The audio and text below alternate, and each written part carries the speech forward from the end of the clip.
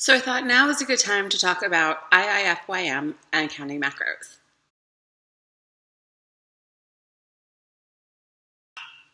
Hi guys, thanks for clicking on my video. If you are new to my channel, welcome.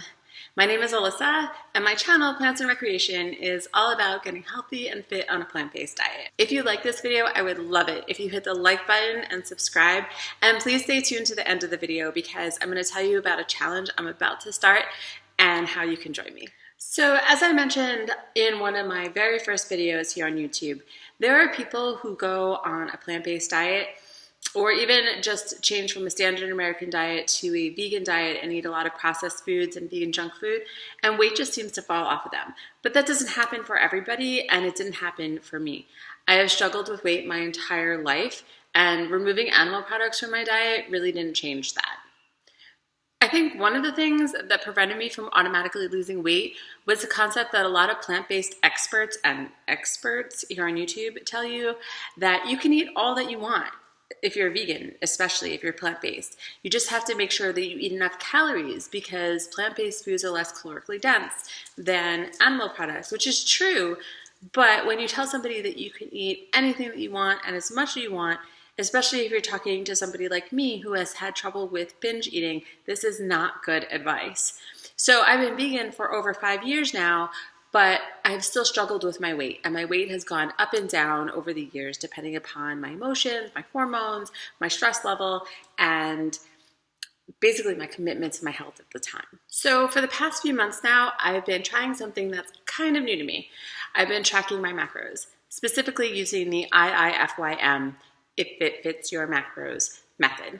I heard a lot of people talking about IIFYM online, so I looked it up and I found the IIFYM online macro calculator.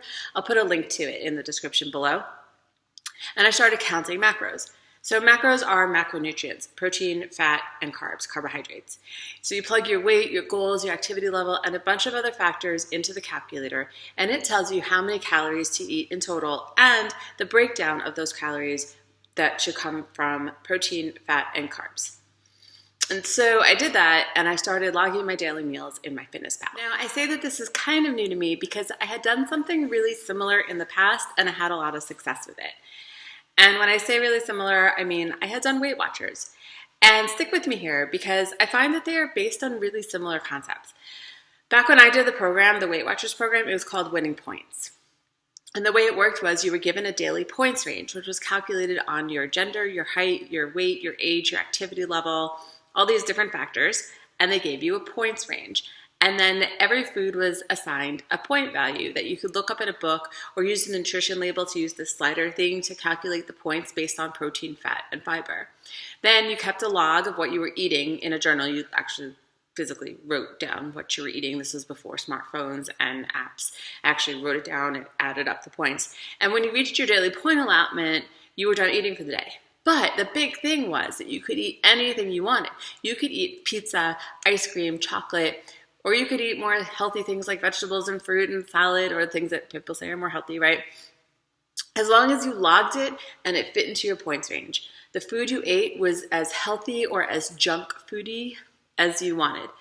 Now, when I did this program, I wasn't vegan, but I always included a lot of vegetables because most vegetables were 0 points and I liked to eat in bulk. I still do. I find it more satisfying. I like to eat. So what I'm doing now, IIFYM, I find is really similar, and it's a method that I love and it really works for me. So instead of tracking points, I'm tracking macros. That's not the only difference for me. I'm vegan now too, so I don't eat any animal products. And I do count the calories that come from vegetables, but just like when I did Weight Watchers back then, with IIFYM, you can eat anything, just as long as it fits your macros. If it fits your macros, you can eat it. Now, I tend to eat more whole foods, like I did with Weight Watchers, where I ate more vegetables, like beans and greens and fruit and whole grains rather than junk food, because I know that I feel better eating that way. But this method also gives me the flexibility to eat some of those less nutrient dense, higher calorie foods every now and then if I feel like it, right? If it fits my macros, I can eat it. I know that there are some people who are going to say, you don't have to count calories, especially if you're a vegan. Just eat until you're satisfied.